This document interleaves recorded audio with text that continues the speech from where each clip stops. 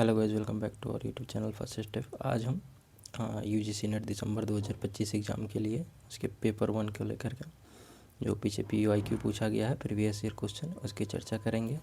Paper 1 के यहाँ total 50 question होंगे जो आपके आने वाले दिसंबर 2025 एग्ज़ाम के लिए काफ़ी इंपॉर्टेंट होगा। ये एग्ज़ाम दिसंबर 2024 का है। जो एग्ज़ाम इसका हुआ था 16 जनवरी 2025 को। जैसे यहाँ देख सकते हैं कि 16 जनवरी 2025 को शिफ्ट 2 का ये क्वेश्चन है, लेकिन ये कौन सा सेशन का था? दिसंबर 2024 सेशन का था। उसका एग्ज़ाम जनवरी में हुआ था। तो ये आपके आने वाले एग्ज़ाम के लिए बहुत ही इंपॉर्टेंट है। इसके टोटल 50 क्वेश्चन को देखेंगे। इससे पहले अगर पीछे भी और मेरा वीडियो बना हुआ है, नहीं देखे हैं तो प्ले लिस्ट में जा कर के देख सकते हैं, वो काफ़ी आपको हेल्पफुल साबित होगा। चलिए देखते हैं। स्टार्टिंग के 5 क्वेश्चन जो है वो DI के क्वेश्चन है। तो जैसा कि पहले से बताया गया है कि मैथ का क्वेश्चन जो है अलग से डिस्कस किया जाएगा। तो ये 5 क्वेश्चन देख सकते हैं। इसकी चर्चा हम अलग वीडियो में करेंगे, नहीं तो वीडियो लंबा हो जाएगा। और उसके बाद यहाँ 5 नंबर पे DI ख़त्म होता है। छठे नंबर में क्वेश्चन है कि कौन सा कथन निम्नलिखित में से कौन सा कथन सत्य है। देखना है। पहला देखिए, पहला कथन कह रहा है कि कारक अभिकलन एक आश्रित चर और 2 या अधिक स्वतंत्र चरों हेतु प्रयुक्त होता है। दूसरा कथन है कारक अभिकल्पन बाह्य चरों के लिए प्रयुक्त होता है। तीसरा है कारक अभिकलन में केवल एक चर स्वतंत्र होता है। और चौथा है कारक अभिकलन 2 या अधिक आश्रित चरों के लिए प्रयुक्त होता है। तो इसमें करेक्ट हमको फाइंड आउट करना है, तो वो है हमारा ऑप्शन नंबर ए। क्या कह रहा है? ऑप्शन नंबर ए कह रहा है कि कारक अभिकलन एक आश्रित चर और 2 या अधिक स्वतंत्र चरों हेतु प्रयुक्त होता है। ठीक है, तो ये यहाँ पे राइट आंसर हो जाएगा। नेक्स्ट है हमारा कि देख लीजिए, यहाँ पे कुछ चर बताया गया कि आश्रित चर किसको कहते हैं? वह चर जिसे मापा या देखा जा रहा हो। स्वतंत्र चर किसको कहेंगे? वह कर जिसे शोधकर्ता द्वारा नियंत्रित या उसमें हेरफेर किया जाता है, उसे हम लोग स्वतंत्र चर कहते हैं। और आश्रित चर जिसे मापा या देखा जा सकता है उसको कहते हैं। नेक्स्ट क्वेश्चन है हमारा ये रीजनिंग का क्वेश्चन है कि 400 विद्यार्थी के विद्यालय सर्वेक्षण में पाया गया 100 विद्यार्थी सेब जूस ले रहे थे और 150 विद्यार्थी संतरा जूस ले रहे थे तथा 75 विद्यार्थी सेब और संतरा दोनों जूस ले रहे थे। इसका डायग्राम ऐसे बनाते हैं, 2 ठो बना लेंगे और इसमें का एक बीच में बना लेंगे। सबसे पहले देखेंगे कि दोनों कितने ले रहे हैं, तो दोनों कितने ले रहे हैं? 75। इसमें 75 कर देंगे। ठीक है, और उसके बाद क्या है कि 100 विद्यार्थी जूस ले रहे थे। तो ये एक जो है यहाँ पे मेरा जूस का है ये सिंबल, और एक क्या है संतरा का, और ये संतरा का है। तो 75 यहाँ जूस में हो गया, और इसमें कितना करेंगे तो 100 होगा, तो 25 यहाँ पे कर देंगे तो ये 100 हो जाएगा। फिर कह रहा है कि 150 संतरा ले रहे थे, तो 75 यहाँ है ही, और यहाँ स्पेशल 75 कर देंगे तो ये 150 हो गया। फिर टोटल क्या पूछ रहा है? कितने विद्यार्थी न तो सेब और न ही संतरा जूस ले रहे थे। तो यहाँ 400 है, इसको जोड़ेंगे तो 75 जोड़ेंगे, 75 कितना हो गया? 150 हो गया। और ये 25 कितना हो गया? 125 हो गया। 125, हाँ, और इसमें इसको कितना में से घटा लेंगे? 400 में से घटाएंगे तो फिर हमारा वो निकल के क्या आ जाएगा? 225 आ जाएगा। ठीक, इस हिसाब से right answer option number D हो जाएगा। चलिए आगे की तरफ देखेंगे हम लोग, अगले क्वेश्चन की तरफ। तो अगला क्वेश्चन है हमारा कि किसने तर्क दिया कि हम सूचना को जिस प्रकार कुटलेखित करते हैं उसमें हुए तकनीकी परिवर्तनों से समाज में आमूल परिवर्तन हुआ है। यह कथन किसका है कि हम सूचना को जिस प्रकार कुटलेखित करते हैं उसमें हुए तकनीकी परिवर्तनों से समाज में आमूल परिवर्तन होते हैं? तो ये कथन था मार्शल मैकलुहान का। मार्शल मैकलुहान, यानी option number D is right answer. ये स्टेटमेंट टाइप का क्वेश्चन भी आता है, तो इसमें कुछ समझना नहीं है, इसको याद ही रखना होगा।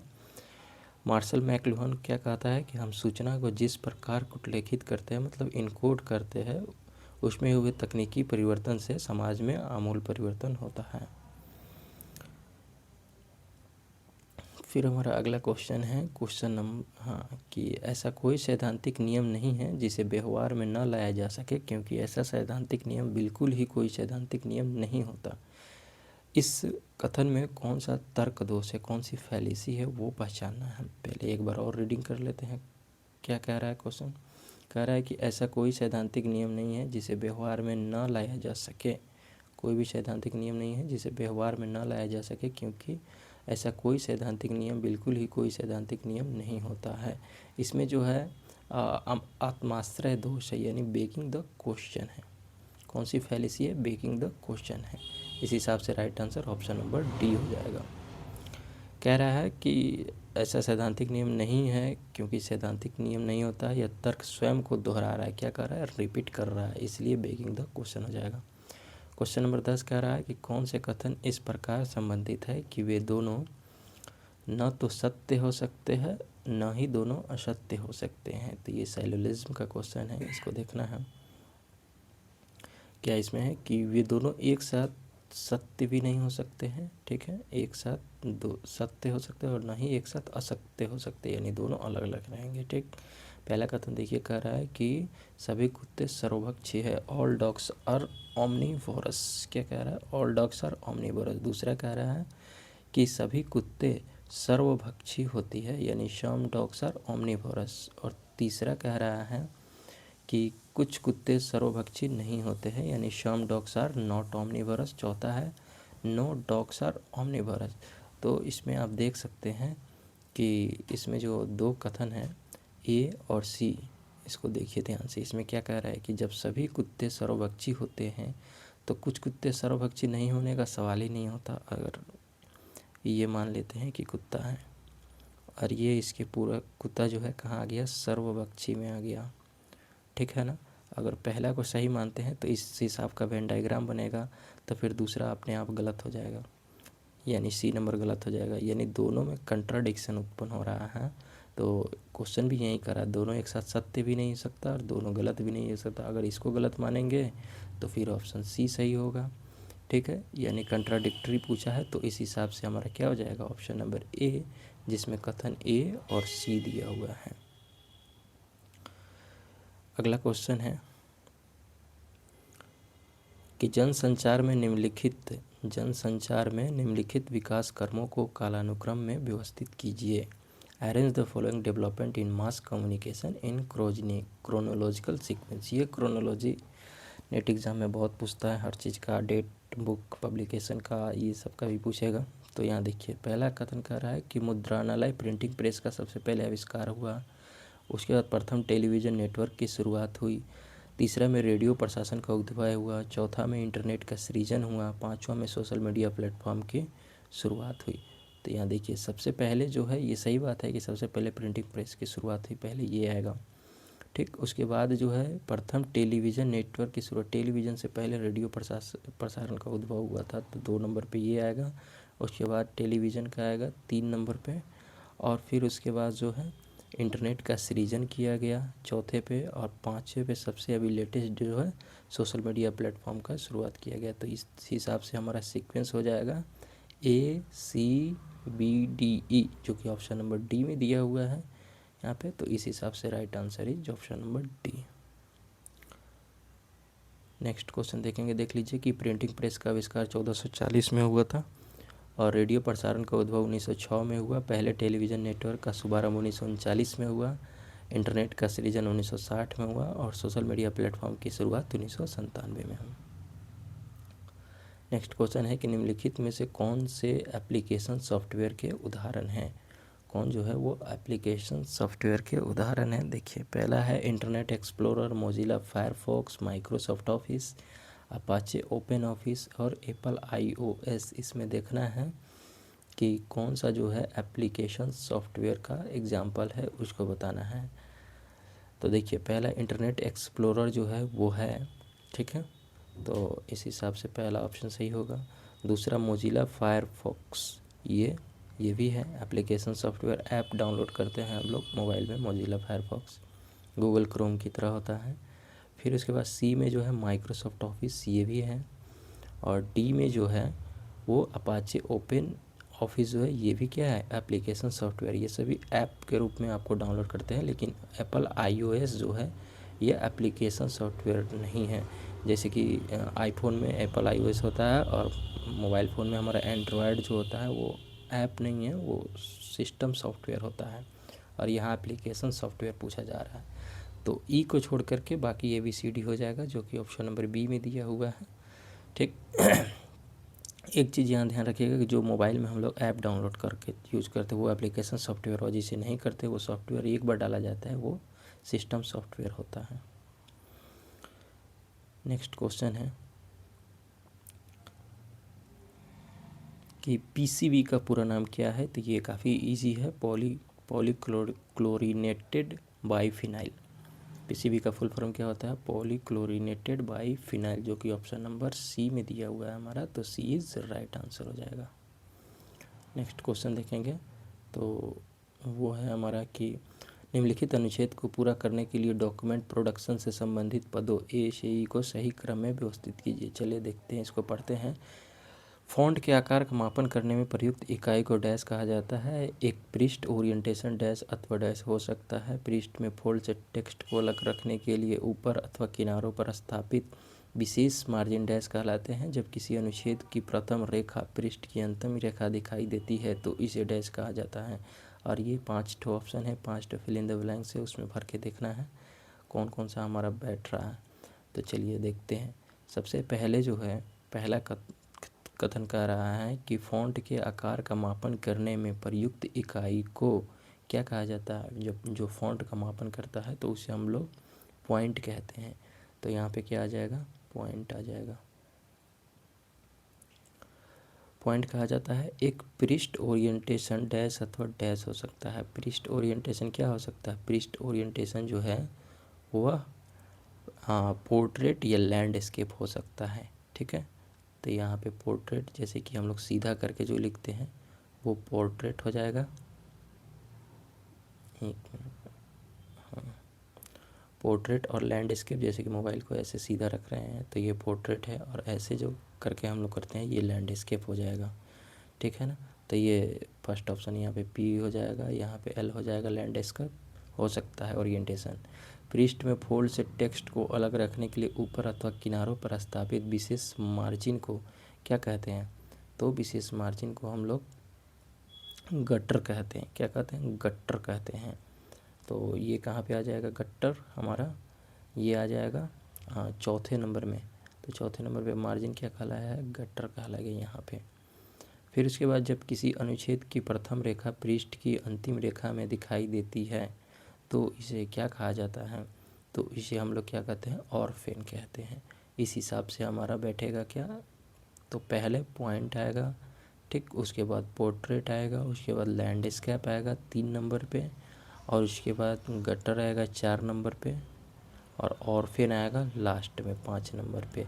यानी CAEBD देखेंगे किस ऑप्शन में है, CAEBD, जो कि हमारा ऑप्शन नंबर ए में है। तो इस हिसाब से right answer is option number A. Next question है कि डॉक्टर KL श्रीमाली की अध्यक्षता वाले निम्नलिखित आयोग ने भारत के ग्रामीण हिस्सों में उच्च शिक्षा के समस्याओं के संबंध में अपनी रिपोर्ट वर्ष 1955 में प्रस्तुत की थी। किस समस्या के संबंध में, पहला देखिए राज्य विश्वविद्यालय के लिए शिक्षा आयोग, दूसरा है ग्रामीण उच्च शिक्षा आयोग, तीसरा है ग्रामीण शिक्षा के लिए श्रीमाली आयोग, चौथा है अंतर्राज्यीय विश्वविद्यालय बोर्ड। ये हायर एजुकेशन से रिलेटेड क्वेश्चन है और ये एग्जाम में पूछा जाता है। तो ये जो था ग्रामीण उच्च शिक्षा आयोग से संबंधित था। किससे संबंधित था, ग्रामीण उच्च शिक्षा आयोग से संबंधित था। इस हिसाब से right answer is option number B. Doctor KL Shrimali की अध्यक्षता में 1955 में ग्रामीण हिस्सों में, यहाँ क्वेश्चन से भी देख सकते हैं कि इसमें दे दिया है कि भारत के ग्रामीण हिस्सों में उच्च शिक्षा की समस्याओं के संबंध में अपनी रिपोर्ट। तो यहाँ से ग्रामीण उच्च शिक्षा पकड़ सकते थे ईजिली, तो राइट आंसर बी हो जाएगा। नेक्स्ट क्वेश्चन है हमारा कि निम्नलिखित में से कौन सी गंधलापन अभिलेखता मापन की इकाई है। Which of the following are unit of measuring turbidity. Turbidity के बारे में बात करना है। पहला है जैक्सन गंधलापन इकाई है, Jackson turbidity unit, Darcy turbidity unit, तीसरा है नेफोलोमेट्रिक टर्बिडिटी यूनिट, चौथा है फर्मी टर्बिडिटी यूनिट, पांचवा है फॉर्माजिन टर्बिडिटी यूनिट। तो इसमें देखना है कि कौन कौन सा टर्बिडिटी में आ सकता है। तो देखिए पहला जो दे रहा है जैक्सन टर्बिडिटी यूनिट, ये होगा बिल्कुल। दूसरा जो दे रहा है कि डार्सी टर्बिडिटी यूनिट, तो ये नहीं होता है। तीसरा नेफेलोमेट्रिक टर्बिडिटी यूनिट होता है, बिल्कुल सही। और चौथा जो है फर्मी इसमें नहीं आता है। पांचवा जो कह रहा है कि फॉर्माजिन टर्बिडिटी यूनिट, ये बिल्कुल गलत है। तो इस हिसाब से हमारा right answer is option number ACE option सही होगा। देखते हैं किस ऑप्शन में, ऑप्शन नंबर बी में दिया हुआ है, तो इस हिसाब से right answer is option number B. Next question है, गंधलापन देख सकते हैं, जैक्सन टर्बिडिटी यूनिट से मापते हैं, फिर उसके बाद नेफेलोमेट्रिक टर्बिडिटी यूनिट से मापते हैं, फिर फॉर्माजिन टर्बिडिटी यूनिट से मापते हैं। नेक्स्ट क्वेश्चन हमारा मैथ का है। यहाँ देख सकते हैं कि दो घनों के आयतन V1 V2 है तथा क्षेत्रफल S1 S2 है, तो क्या होगा। तो उसके क्षेत्रफल का जो रेशियो होता है उसके आयतन के रेशियो का पावर 2/3 होता है। इसको याद कर लीजिएगा। Option number B is right answer हो जाएगा। क्वेश्चन नंबर 18 कह रहा है कि चारों के बारे में सही कथन, चार्ट और स्टेटमेंट दिया हुआ है और कौन से सही कथन है उसको पहचान करना है। पहला कह रहा है कि शोधकर्ता, ये आपका रिसर्च एप्टीट्यूड से क्वेश्चन है। ये थोड़ा डिफ़िकल्ट लगता है लेकिन आगे PhD में चलकर यही पढ़ना रहता है। अभी थोड़ा डिफ़िकल्ट लग सकता है लेकिन इससे भी क्वेश्चन रहता है तो पढ़ना पड़ेगा। चारों के बारे में सही कथन पहचानना है। पहला ऑप्शन कह रहा है कि शोधकर्ता स्वतंत्र चर में छल योजन करता है। दूसरा है आश्रित चर वह परिणाम है जिसका मापन किया जाता है। तीसरा, बाह्य चर हमेशा नियंत्रित होते हैं। चौथा, नियंत्रित चरों से अप्रमाणिक संबंध बनते हैं। अप्रमाणिक मतलब गलत। तो इसमें देखना है कौन कौन हो सकता है। तो यहाँ पे पहला ऑप्शन जो कह रहा है कि चरों के बारे में शोधकर्ता स्वतंत्र चर में छल योजन करता है। The researcher manipulate an independent variable, बिल्कुल सही है ये कथन, ठीक है। और उसके बाद जो दूसरा कह रहा है कि आश्रित चर वह परिणाम है जिसका मापन किया जाता है। Dependent variable is the outcome being measured. तो ये दोनों कथन जो है सही हो जाएगा, ए और बी। फिर है extraneous variable are always controlled, नहीं ये गलत हो जाएगा। चौथा है control variable lead to spurious relationship, ये भी गलत हो जाएगा। तो यहाँ पे हमको सही पहचानना था, कौन हो जाएगा, ए और बी। ए और बी देखेंगे किस ऑप्शन में है। चलिए देखते हैं ए और बी। तो ए और बी ऑप्शन नंबर ए में है, तो इस हिसाब से right answer is option number A. Next question है हमारा कि कंप्यूटर हार्डवेयर अवयव का प्रदर्शन विभिन्न रूपों में मापा जाता है। निम्नलिखित में से कौन से हार्डवेयर अवयव का प्रदर्शन हर्ट्ज में मापा जाता है। The performance of computer hardware component is measure in various way. The performance of which of the following hardware component is measure in hertz, किसके पावर को हर्ट्ज में मापा जाता है। तो ये काफ़ी ईजी है। CPU का जो पावर है उसको हर्ट्ज में मापा जाता है, यानी कंप्यूटर का जो हमारा CPU होता है जिसे सेंट्रल प्रोसेसिंग यूनिट कहते हैं, वो CPU यहाँ हो जाएगा। देखिए CPU जो है प्रदर्शन को हर्ट्ज अथवा गीगा हर्ट्ज में मापता है। CPU कंप्यूटर का मस्तिष्क भी कहलाता है। CPU कंप्यूटर में निर्देश को निष्पादित करने, डेटा को संसाधित करने, एनालिसिस करने के लिए जिम्मेदार प्राथमिक घटक है। नेक्स्ट क्वेश्चन है कि लॉर्ड कर्जन द्वारा जनवरी 1857 में पारित किया गया एक्ट ऑफ इनकॉर्पोरेशन में निम्नलिखित में से किन विश्वविद्यालयों की स्थापना का प्रावधान किया गया था। लॉर्ड कर्जन द्वारा 1857 में पारित किया गया एक्ट था, अधिनियम था, एक्ट ऑफ इनकॉर्पोरेशन, जो विश्वविद्यालय की स्थापना का प्रावधान किया। तो वो कौन सा था, देख सकते हैं, वो था हमारा कलकत्ता यूनिवर्सिटी, मद्रास यूनिवर्सिटी और बॉम्बे। सबसे पहले ये 3 यूनिवर्सिटी का हुआ था। कब हुआ था, 1862 में भी, हाँ 1862 के आसपास में। पहला क्या था, कलकत्ता यूनिवर्सिटी था, दूसरा मद्रास यूनिवर्सिटी था, तीसरा बॉम्बे यूनिवर्सिटी था। 3 प्रांतों में किया गया और ये तीनों प्रांत बहुल्य क्षेत्र थे जहाँ इसकी आवश्यकता थी। चलिए देखते हैं इसमें कि ये यहाँ पे एग्जैक्ट डेट दिया हुआ है कि कलकत्ता विश्वविद्यालय की स्थापना जो है 18 जनवरी 1857 में, मद्रास विश्वविद्यालय की स्थापना जुलाई 1857 में और बम्बई विश्वविद्यालय की स्थापना सितंबर 1857 में हुआ था। अगला क्वेश्चन है कि निम्नलिखित में से कौन सा संस्थान प्लेसमेंट मूल्यांकन का कार्य करता है। Which of the following is the function of placement evaluation. Teaching aptitude का क्वेश्चन है कि प्लेसमेंट इवैल्यूएशन कौन करता है। तो ये क्या करता है, प्रारंभिक व्यवहार को जानता है, टू नो एंट्री बिहेवियर। इस हिसाब से right answer is option number A.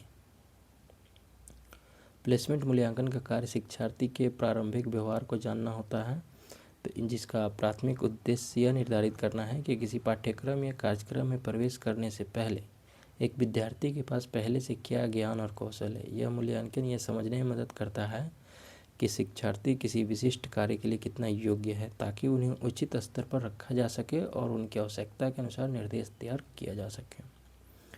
Next question ये मैथ का क्वेश्चन है, मीन का, इसको छोड़ देते हैं। एवरेज की तरह इसको निकालना है, निकाल सकते हैं। अगला क्वेश्चन है कि तक्षशिला के संबंध में निम्नलिखित में से कौन सा कथन सही है। तक्षशिला विश्वविद्यालय काफ़ी पुराना रहा है।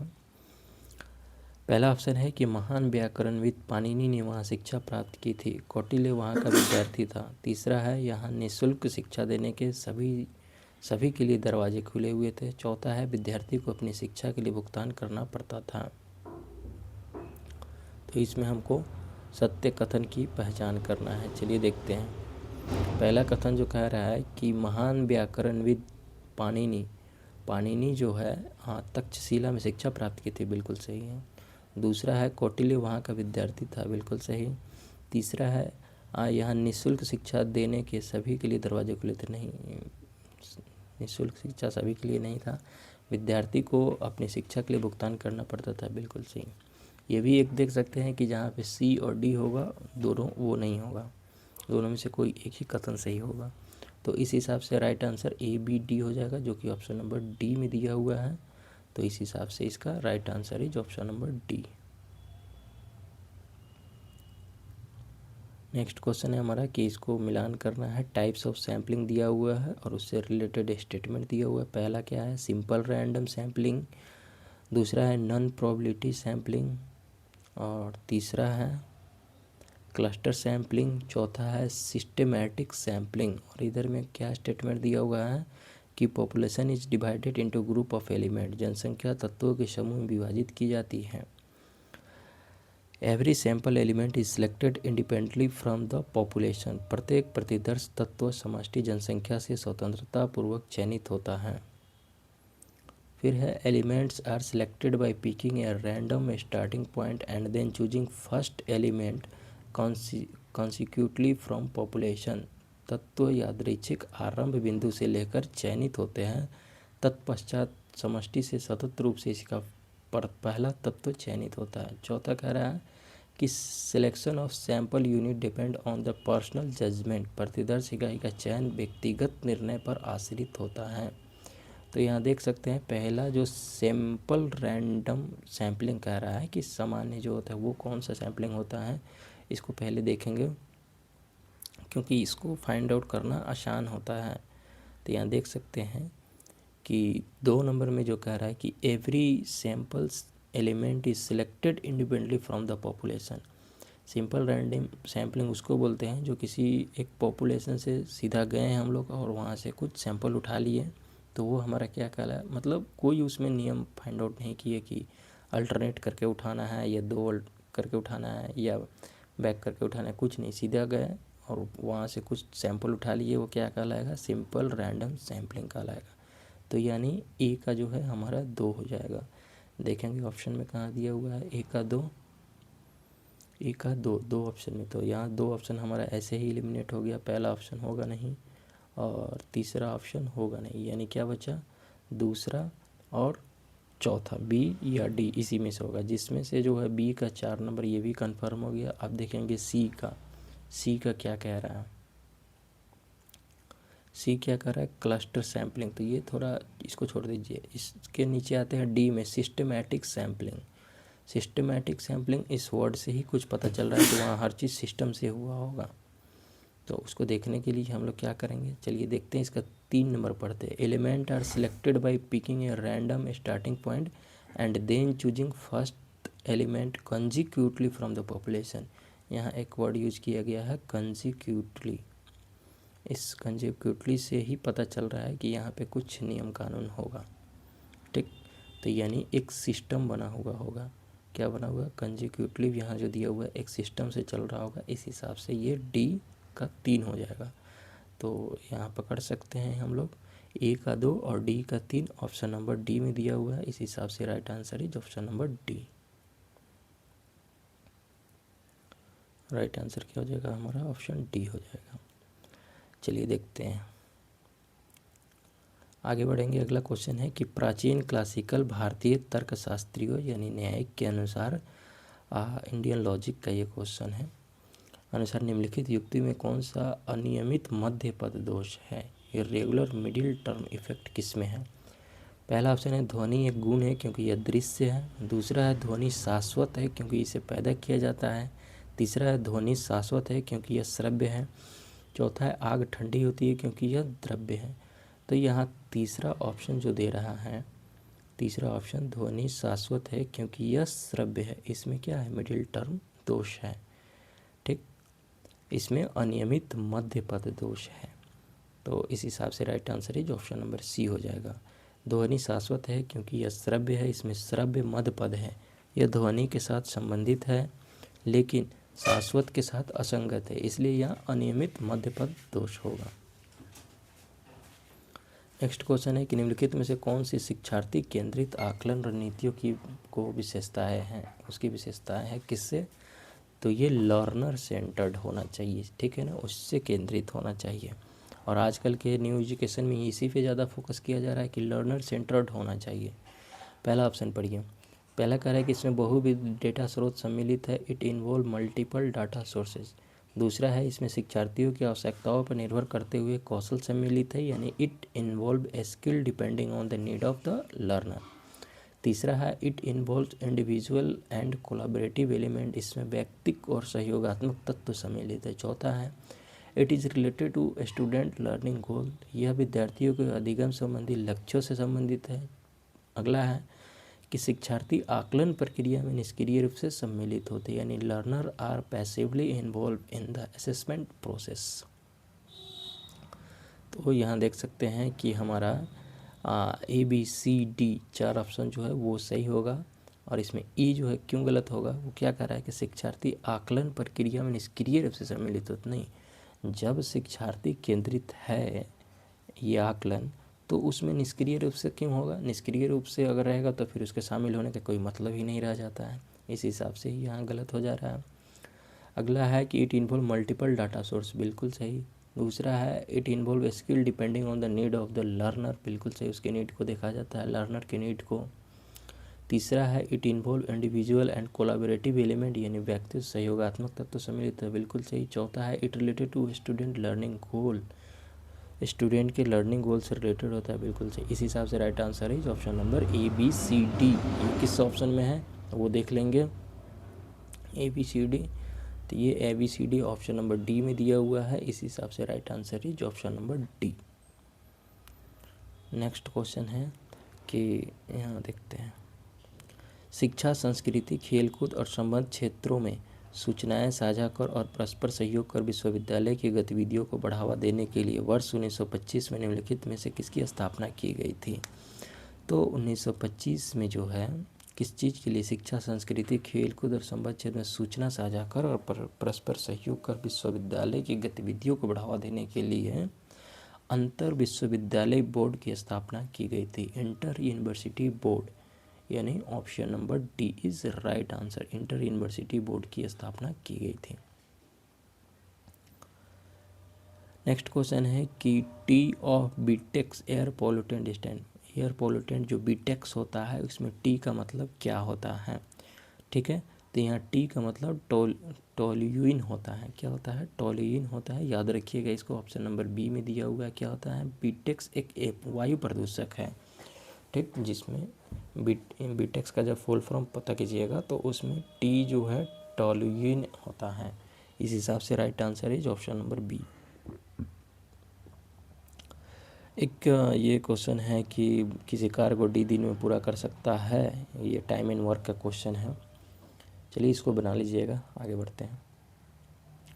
नेक्स्ट है ये रीजनिंग का क्वेश्चन है, ए बी सी ऐसे करके दिया हुआ है, तो देख लीजिए यहाँ पे पता चलेगा कि बड़ा बड़ा जो कैपिटल में लिखा हुआ है, ए से सी, फिर बी से डी, डी से एफ, एच से जे, ठीक है ना। तो ये क्या कर रहा है, ए से सी दो, बीच में बी सी, फिर बी सी डी आ जा रहा है, एक छोड़ के एफ आ जा रहा है, एच आई जे आ जा रहा है, फिर के छोड़ करके क्या आ जाएगा हमारा, उसके बाद आ जाएगा पी और आर उसी तरह देखेंगे किस में आ जाएगा, पी और आर सी नंबर में आ जाएगा। Option number C is right answer. Next question है कि व्हाट इज़ एनोवा, एनोवा क्या है। तो एनोवा जो है ये विचरण का विश्लेषण करता है, एनालिसिस ऑफ वेरिएंस, यानी right answer is option number B. ANOVA का पूर्ण रूप है एनालिसिस ऑफ वेरिएंस। यह सांख्यिकीय विश्लेषण की एक विधि है जिसका उपयोग दो या दो से अधिक समूहों के साधनों के बीच महत्वपूर्ण अंतरों का पता लगाने के लिए किया जाता है। यह विधि समूहों के भीतर और समूहों के बीच डेटा में भिन्नता का विश्लेषण करती है ताकि यह निर्धारित किया जा सके कि समूहों के साधनों में देखे गए अंतर केवल संयोग से होने की संभावना है या नहीं। नेक्स्ट क्वेश्चन है कि प्रभावी संचार के बारे में सही कथन, इफ़ेक्टिव कम्युनिकेशन कौन सा हो सकता है, उसके क्या बारे में कौन सा कथन सही है वो देखना है। पहला कह रहा है कि गैर शाब्दिक संचार में लिखित शब्द शामिल हैं। दूसरा है सांस्कृतिक विभिन्नताएं किसी संदेश की व्याख्या को प्रभावित कर सकते हैं। तीसरा है अंतर्वैयक्तिक संचार में प्रत्यक्ष अंतर्क्रिया शामिल है। चौथा है प्रभावी संचार स्पष्टता और परस्पर समझ सुनिश्चित करता है। और किसके बारे में देखना है हमको, प्रभावी संचार के बारे में। ठीक है, तो प्रभावी संचार के बारे में देखने के लिए हमें क्या करना होगा। पहला कह रहा है कि गैर शाब्दिक संचार में लिखित शब्द शामिल, जब नॉन वर्बल कम्युनिकेशन होता है तो उसमें रिटन वर्ड्स लिखित शब्द शामिल है, ये कथन सही नहीं है। उसमें सिंबल से पता किया जाता है कि इसका ये मतलब सही है, इसका मतलब गलत है। ठीक। दूसरा कह रहा है कि culture differences can affect the interpretation of message. बिल्कुल, सांस्कृतिक विविधताएं किसी संदेश की व्याख्या को प्रभावित कर सकते हैं। हाँ बिल्कुल करते हैं, जैसे कि हम लोग बोलते हैं कोई वर्ड अच्छा, फिर इसी को अच्छा, ये एक्सप्रेशन से डिपेंड होता है। तीसरा है interpersonal communication involve the direct interaction. अंतर्वैयक्तिक संचार में प्रत्यक्ष अंतर्क्रिया शामिल है, ये भी सही है। चौथा है कि प्रभावी संचार स्पष्टता और परस्पर समझ सुनिश्चित करता है। बिल्कुल, जब हमारी कम्युनिकेशन में क्लैरिटी आएगी और म्यूचुअल अंडरस्टैंडिंग बढ़ेगी तो वो क्या करेगी, वो एक इफ़ेक्टिव कम्युनिकेशन कहलाएगा। यानी option number B C D इसका सही होगा। देखते हैं किस ऑप्शन में दिया हुआ है, बी सी डी जो है ऑप्शन नंबर सी में दिया हुआ है, इस हिसाब से right answer is option number C. Next question देखेंगे कि नेक्स्ट क्वेश्चन है हमारा कि निम्नलिखित में से कौन सा अधिगम प्रारंभिक चरण के अधिगम में रणनीतिक सहायता प्रदान करता है जो छात्रों के स्वतंत्रता प्राप्त करने के फलस्वरूप क्रमिक है। Which of the following learner provide strategic support in the early stage of learning that gradually decrease as a student gain independence. ठीक है, तो ये हमारा हो जाएगा स्कैफोल्डेड लर्निंग, सहायता प्राप्त अधिगम इसको बोलते हैं। ये टीचिंग एप्टीट्यूड का ये भी क्वेश्चन है, option number B is right answer. सहायता प्राप्त अधिगम में जो है वो प्रारंभिक चरण में रणनीतिक सहायता प्रदान किया जाता है जो छात्र के स्वतंत्रता प्राप्त करने के फलस्वरूप क्रमिक रूप से घटती जाती है। नेक्स्ट क्वेश्चन है कि निम्नलिखित में से कौन कक्षा में निर्माणात्मक मूल्यांकन संस्कृति के अंग है। छात्रों की विविध आवश्यकताओं के लिए विभिन्न संपादन उपागमों पर ध्यान देना। दूसरा है कि सीखने के लक्ष्यों को पहचानना एवं व्यक्तिगत प्रगति का पता लगाना। तीसरा है छात्रों की आवश्यकता के अनुसार अध्यापन अधिगम की प्रक्रिया में प्रतिपुष्टि एवं समायोजन करना। चौथा है अधिगम की प्रक्रिया में छात्रों का निष्क्रिय विनियोजन। तो ये निष्क्रिय विनियोजन वाला सही नहीं लग रहा है, वहीं से पता चल जा रहा है। ठीक है ना, देख लेते हैं क्या कह रहा है कि component of formative evaluation culture in classroom. तो अगर आप थोड़ा भी स्कूलिंग किए होइएगा तो वहाँ से पता चलेगा कि passive engagement of student in learning process, तो ये गलत हो जाए। अधिगम की प्रक्रिया में छात्रों का निष्क्रिय विनियोजन नहीं होता है, सक्रिय विनियोजन होता है। अगला है कि छात्रों की आवश्यकता के अनुसार अध्यापन अधिगम की प्रक्रिया प्रतिपुष्टि में समायोजन करता है, बिल्कुल सही। सीखने के लक्ष्य को पहचानना एवं व्यक्तिगत स्वतंत्रता प्रगति का पता रखना है, बिल्कुल सही। पहला है फिर कि छात्रों की विविध आवश्यकताओं के लिए विभिन्न संपादन उपागमों पर ध्यान देना, ये भी सही। इस हिसाब से right answer is A B C हो जाएगा। देखते हैं किस में दिया हुआ है A B C option number A में दिया हुआ है, तो इस हिसाब से right answer is option number A. Next question है हमारा कि निम्नलिखित स्टेटमेंट में से क्या करना है। यदि कथन सभी गाय तृणभक्षी होती है सत्य के रूप में दिया गया है तो निम्नलिखित कथन किसे तत्काल सत्य होने का अनुमान लगाया जा सकता है। अच्छा देखिए, यहाँ पर जो है एक कथन दिया हुआ है क्या कि सभी गाय तृणभक्षी होती है, इसको सही मानना है, ठीक। और इस कथन के अकॉर्डिंग बताना है कि ये चार्ट जो कथन दिया गया है इसमें कौन सही हो सकता है, ठीक है। तत्काल सही माना जाए जब सभी गाय जो है, ऐसे मान लेते हैं ये गाय है वेन डायग्राम में, सभी गाय अब कहाँ आ गया, तृणभक्षी में आ गया, तृणभक्षी आ गया, ठीक। अब इसमें देखिए पहला कथन कर रहा है कोई भी तृणभक्षी गाय नहीं होता है। ऐसा थोड़ी है जो इस गाय के अंदर में आ जाएगा तृणभक्षी, वो तो गाय होगा ही, इस बॉक्स में आ जाएगा जो, ये देखिए यहाँ ध्यान से डॉट डॉट डॉट जहाँ दे रहा हूँ दूध, तो ये तो पहला गलत हो गया। दूसरा कह रहा है कि कुछ गाय तृणभक्षी होती हैं। जब सभी गाय तृणभक्षी है ही तो कुछ गाय तो एकदम बिल्कुल होगा। इस हिसाब से right answer is option number B ही सही हो जाएगा। आगे देखने की ज़रूरत ही नहीं, सही पूछे तत्काल इसको सही माना जा सकता है, इसमें कोई डाउट नहीं है कि जहाँ पे सभी गाय तृणभक्षी है तो कुछ गाय तो होना ही होना है एकदम बिल्कुल। तो इस हिसाब से right answer is option number B. अगला क्वेश्चन है कि MDG दिया हुआ है, जैसे कि SDG जो पढ़ते हैं तो उससे पहले जो है 2015 में वो MDG था, मिलेनियम डेवलपमेंट गोल था। अभी SDG चल रहा है, सस्टेनेबल डेवलपमेंट गोल। ये पूछा जाता है गोल नंबर, SDG का गोल नंबर, MDG का गोल नंबर, तो वहीं दिया हुआ है। पहला क्या है, MDG 1 दिया हुआ है, फिर इसके बाद 2, 4, 7 दिया हुआ है। और दूसरी तरफ तो चलिए डायरेक्ट इसका हम देख लेते हैं सॉल्यूशन ही, इसको एकदम रट्टा मार लीजिएगा। ये क्वेश्चन आता है MDG 1 जो है वह क्या करे, गरीबी और भूख को समाप्त करना है, MDG 1 का पहला लक्ष्य है। MDG 2 जो है वो सार्वभौमिक प्राथमिक शिक्षा को प्राप्त करना है। MDG 4 जो है बाल मृत्यु दर में कमी करना होता है। और MDG 7 जो है पर्यावरणीय संधारणीय सुनिश्चित करता है। जितने भी MDG गोल है उसको याद कर लीजिएगा, उसके साथ साथ SDG गोल भी। MDG 1 कहता है कि गरीबी और भूख को समाप्त करना है। MDG 2 कहता है कि सार्वभौमिक प्राथमिक शिक्षा को प्राप्त करना है। MDG 4 कहता है बाल मृत्यु दर में कमी लाना है। MDG 7 कहता है कि पर्यावरणीय संधारणीयता सुनिश्चित करना है। नेक्स्ट क्वेश्चन देखेंगे कि which of the following are the feature of choice based credit system. ये CBCS, हाँ बिल्कुल, ये जब लोग आप लोग अपना PG पोस्ट ग्रेजुएशन कर रहे होंगे तो उसमें मार्क्स जो है CBCS पैटर्न पे दिया जाता है। बहुत सारे यूनिवर्सिटी में ये लागू हो चुका है, CBCS पैटर्न पे इसमें ग्रेड दिया जाएगा और मार्क्स टोटल जो है वो CGPA में आएगा। चॉइस बेस्ड क्रेडिट सिस्टम वहाँ लागू किया गया है, मैक्सिमम यूनिवर्सिटी में हो गया ये। तो उसकी क्या विशेषता है उसको देखना है। पहला है शिक्षार्थियों के अधिगम अवसरों का संवर्धन होता है, enhance of learning opportunity of the learner. दूसरा है flexibility of working learner to complete the programme over extended period of time. तीसरा है improvement in educational quality and excellence. चौथा है compatibility between the learner scholastic ability and aspirant, ठीक। तो इसमें जो है पहला ऑप्शन जो कह रहा है कि enhance of learning opportunity of learner, इससे CBCS पैटर्न का कोई मतलब नहीं होता है, ठीक है। एक मिनट, हाँ ये होता है, बिल्कुल सही है, इन्हांस तो करेगा ही, इन्हांस करेगा। दूसरा जो है कि flexibility of working learner to complete the programme over extended period of time, ये भी सही होता है। और C नंबर जो है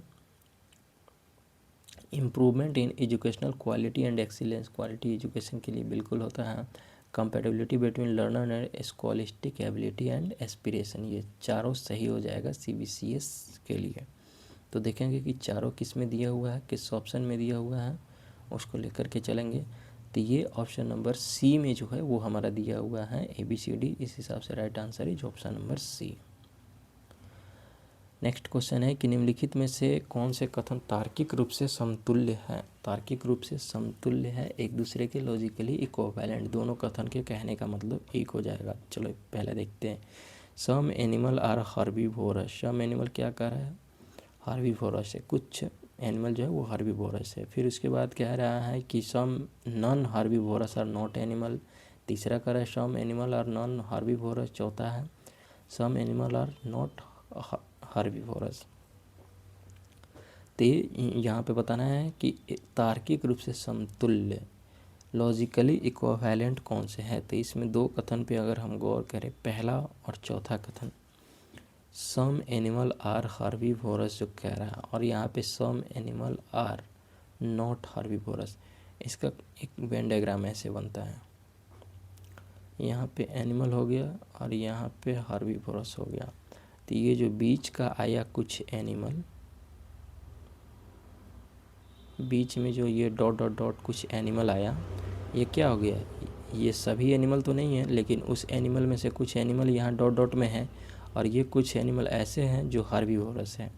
ठीक, तो एक और पक्ष तो यहाँ जो देख रहे हैं, ये ब्लैंक में जो बच गया एनिमल में कुछ, तो वो कुछ एनिमल जो है वो हर्बीवोरस नहीं होगा। ठीक है, तो यही ऑप्शन नंबर डी में कह रहा है, यानी ये दोनों कथन का मतलब एक है, ये दोनों लॉजिकली रूप से इक्विवेलेंट है। इस हिसाब से ऑप्शन नंबर डी हमारा राइट आंसर हो जाएगा। डी इज राइट आंसर, इसका हो जाएगा ए एंड डी।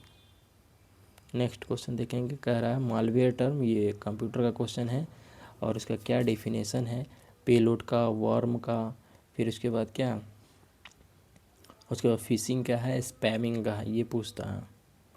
चलिए देखते हैं। यहाँ पे पेलोड जो है वह विनाशकारी घटना या शरारत या प्रतियागी हेतु एक वायरस सृजित किया जाता है। ठीक है, उसको हम लोग पेलोड कहते हैं। और वर्म जो है, वर्म जो है एक प्रोग्राम है जो स्वयं की अनुकृति कर सकता है और नेटवर्क पर यात्रा कर सकता है, ये वर्म। तीसरा फिशिंग जो है एक घोटाला जिसमें एक अपराधी एक आधिकारिक दिखने वाला ईमेल संदेश भेजता है। ठीक है, जो व्यक्तिगत या वित्तीय जानकारी प्राप्त करने का प्रयास करता है, यानी ईमेल भेज करके फ्रॉड करेगा, वो क्या कहलाएगा, फिशिंग कहलाएगा। और इसमें चौथा जो है स्पैमिंग क्या होता है, एक ही समय में कई लोगों को अवांछित संदेश ईमेल भेजना, एक बार में बहुत सारे लोगों को जब टारगेट किया जाता है वह स्पैमिंग कहलाता है। ये क्वेश्चन पूछता है। अगला है न्यूक्लियर फ्यूल साइकिल प्रोसेस, परमाणु ईंधन चक्र प्रक्रम और उसके क्या उत्पाद हुए उसको देखना है। पहला है माइनिंग, खनन, मिलिंग जो है गहन, इनरिचमेंट, संवर्धन और डिस्पोजल, उसको निपटान करना। तो यहाँ देख सकते हैं कि पहला माइनिंग जो है वो क्या होता है, यूरेनियम अयस्क का जो है वो खनन होता है, तो यहाँ ये आ जाएगा। फिर उसके बाद जो है मिलिंग जो है वो क्या होता है, येलो कोक का होता है। किसका मिलिंग होता है, येलो कोक का होता है। फिर इसके बाद जो है इनरिचमेंट, इनरिचमेंट क्या होता है, संवर्धन होता है, उसको देखेंगे वो क्या हो जाएगा, तो वो रिएक्टर ग्रेड यूरेनियम में होता है इनरिचमेंट। और लास्ट में क्या होता है, डिस्पोजल किसको होता है, स्पेंट फ्यूल, खर्च हुआ ईंधन को क्या करते हैं, डिस्पोज कर देते हैं। तो यहाँ पे हमारा मैचिंग ए का 3, बी का 4, सी का 2 और डी का 1, इस हिसाब से right answer is option number सी।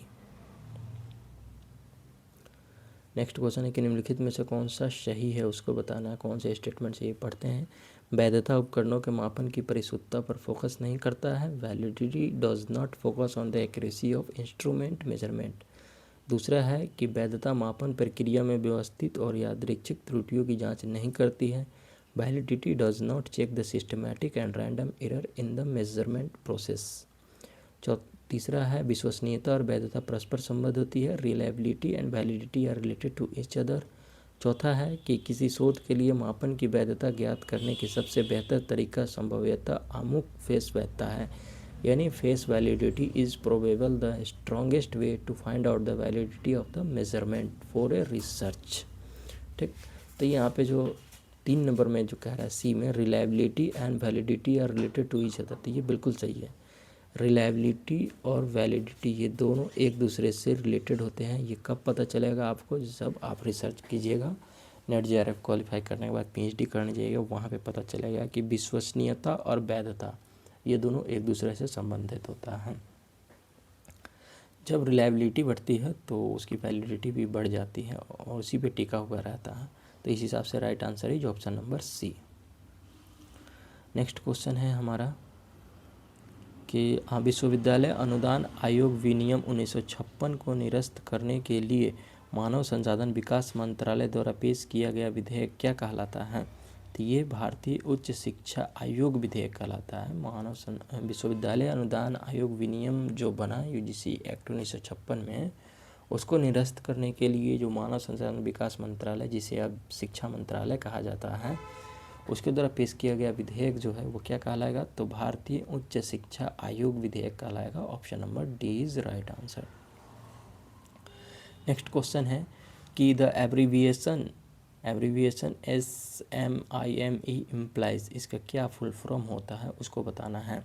तो देखिए, इसका फुल फॉर्म होता है SMMIE का secure multipurpose internet mail extension. Secure multipurpose internet mail extension होता है, जिसका right answer option number D हो जाएगा। यह क्या है? यह एक मानक है जो ईमेल संदेश को एन्क्रिप्ट और डिजिटल रूप से हस्ताक्षरित करने के लिए उपयोग किया जाता है। यह ईमेल संचार की सुरक्षा और गोपनीयता को बढ़ाता है। नेक्स्ट है कौन सी समाचार वेबसाइट है? naptol.com, hotstar.com, hoot.com, ndtv.com। तो यहाँ सबसे पहले देख सकते हैं, पता चल जाएगा, बहुत ईजी है। ndtv.com जो है ये समाचार पत्र है। naptol.com जो है वो ऑनलाइन शॉपिंग वेबसाइट है। hotstar.com जो है लाइव स्ट्रीमिंग प्लेटफॉर्म है। और उसके बाद जो है hoot.com एक सोशल मीडिया वेबसाइट है। ठीक, तो अगला क्वेश्चन देखेंगे हम। अगला क्वेश्चन में टर्मिनोलॉजी दिया हुआ है, उसका मीनिंग दिया हुआ है। ठीक, verbal communication, non verbal communication, encoding, decoding. चलिए इसको देख लेते हैं। शाब्दिक संचार जो है, शाब्दिक संचार का मतलब होता है वर्बल। ठीक, तो वर्बल जो है वो बोले गए या लिखित शब्दों का उपयोग करके जो हम लोग संचार करते हैं, कम्युनिकेशन करते हैं, उसको हम लोग शाब्दिक संचार कहते हैं। गैर शाब्दिक यानी नॉन वर्बल, चेहरे के हाव भाव, फेस एक्सप्रेशन, सैड, हैप्पी, ठीक है ना, खुशी एक्सप्रेशन जो जाहिर करते हैं, वो गैर शाब्दिक संचार होता है, नॉन वर्बल कम्युनिकेशन होता है। और कूट लेखन जो है ये विचार संदेश, विचार को जो है वो संदेश में बदलना। विकूटन जो है क्या? संदेश की व्याख्या करना होता है। तो अब आगे का जो 5 क्वेश्चन है वो पैराग्राफ का क्वेश्चन है। ये अनुच्छेद पढ़ करके, आर्टिकल पढ़ करके इसमें से आंसर फाइंड आउट करना है, जो काफ़ी इजी होता है। तो आई होप कि आप लोग ये कर लेंगे। इस हिसाब से आज हमारा क्वेश्चन 50 क्वेश्चन जो है वो 16 जनवरी 2025 को पेपर 1 का जो एग्ज़ाम हुआ था यूजीसी नेट दिसंबर 2024 का शिफ्ट 2 का ये क्वेश्चन है आपके दिसंबर 2025 एग्ज़ाम के लिए काफ़ी इंपॉर्टेंट है। इसको ज़रूर देख के जाए। और भी मैंने वीडियो बनाया है, उसको प्लेलिस्ट में जाकर ज़रूर देखें। अब यहाँ से आपके एग्ज़ाम तक वीडियो रेगुलर आएंगे, तो चैनल को लाइक, सब्सक्राइब, शेयर करना ना भूलें। Thank you.